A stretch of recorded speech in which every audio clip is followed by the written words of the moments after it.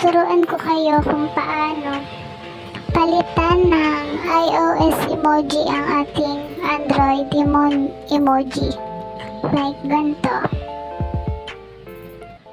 Try natin yung original emoji ng ating Android. Ganito siya. Yan, diba? Kung sa iOS kasi nagagandahan tayo. Sa Android talagang normal lang siya. Yan. Ito ang solusyon natin. Punta kayo sa then search Zay font. Tapos install natin. And waiting lang tayo. Siya ay font changer for Samsung, Vivo, Oppo, Huawei, Realme, Tecno, and Infinix. Yan. Bilis lang, diba? Kung makikita nyo yan, original font siya. Like ganyan. Original talaga siya pag save font. And emoji lang papalitan nyo. Yan. Okay na. Then, clear all muna natin yung recent. Click Zay font na dinownload natin.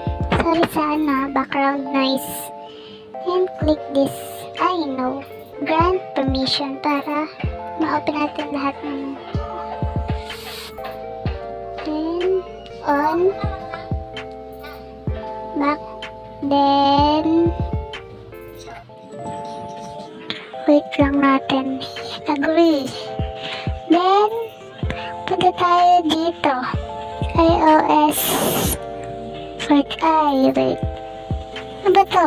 Ang daming ads. Ads siya, sorry. Then, punta tayo dito sa dashboard. Dito na tayo sa emoji.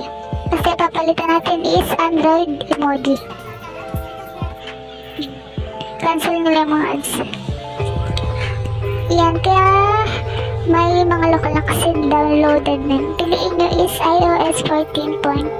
Yan, diyan ako pipili. Siyempre, pili natin na yung sa iOS.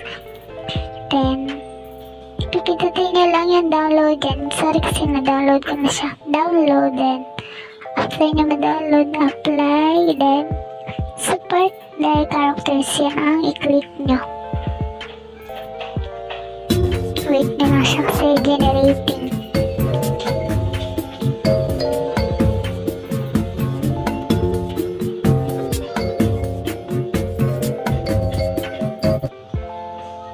Then, change region. Kasi kayo, hindi ko na siya pinag kasi na-install ko na siya. Kailangan nyo na siya i-install kasi sabi, phones needs to be installed first, then follow instruction. Then after nyo ma-install, punta kayo sa settings, change region. Uy, kamusta kayo? Alam niyo ba na pwede kayong kumita ng ganito karaming pera? Yan, change region or direct settings kayo. Punta kayo sa language and region. Then, change nyo into Myanmar. Display and basta ka-install nyo na siya, pwede na kayo pumunta dito sa settings. Then, direct na yun. Then, on nyo to. Support the characters.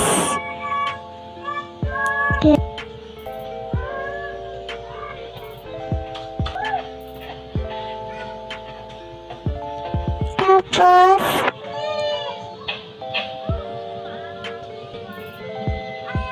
try na natin. Okay na, diba? Try na natin siya sa notes. Try na natin. Yan, diba? Palit na siya. iOS ang ganda niya. Diba?